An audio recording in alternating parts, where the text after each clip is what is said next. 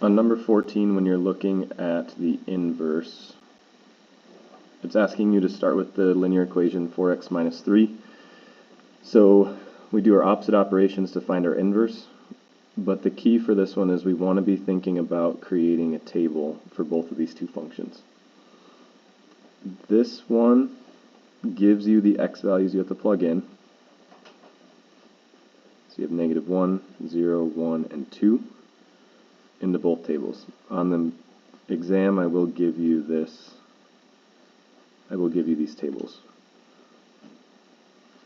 with the x's plugged in, but you need to know where to plug the x's into. So for h of x, you're looking at your original equation. So I'm plugging negative 1 into h of x. So it'd be negative 4 minus 3 would give me minus 7. If I plug 0 into h of x, I get 4 minus 3 gives me negative 3.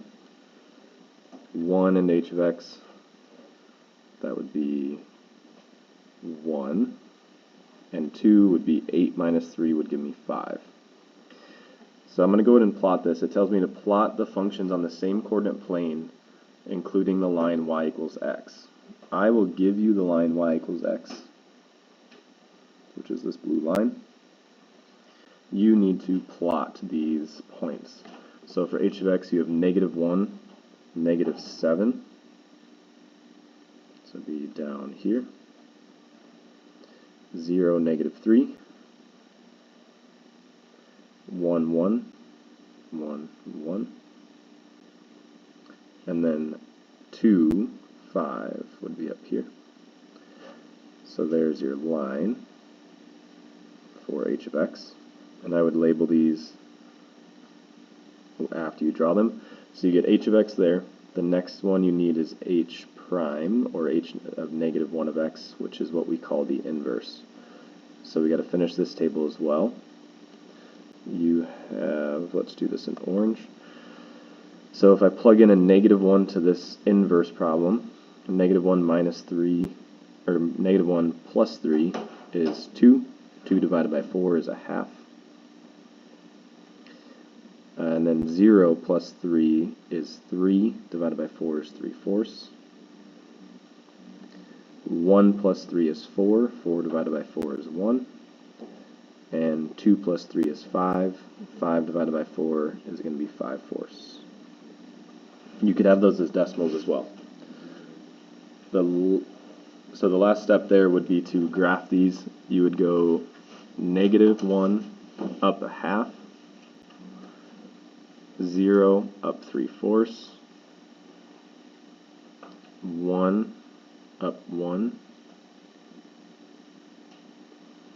and 2 up 5/4. So a little bit higher than that.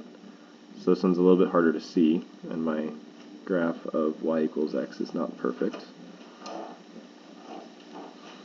So that means your graph here looks like this.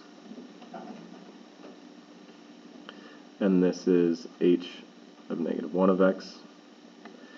So we plotted them both, and then it asks us about how does this relate to the line y equals x.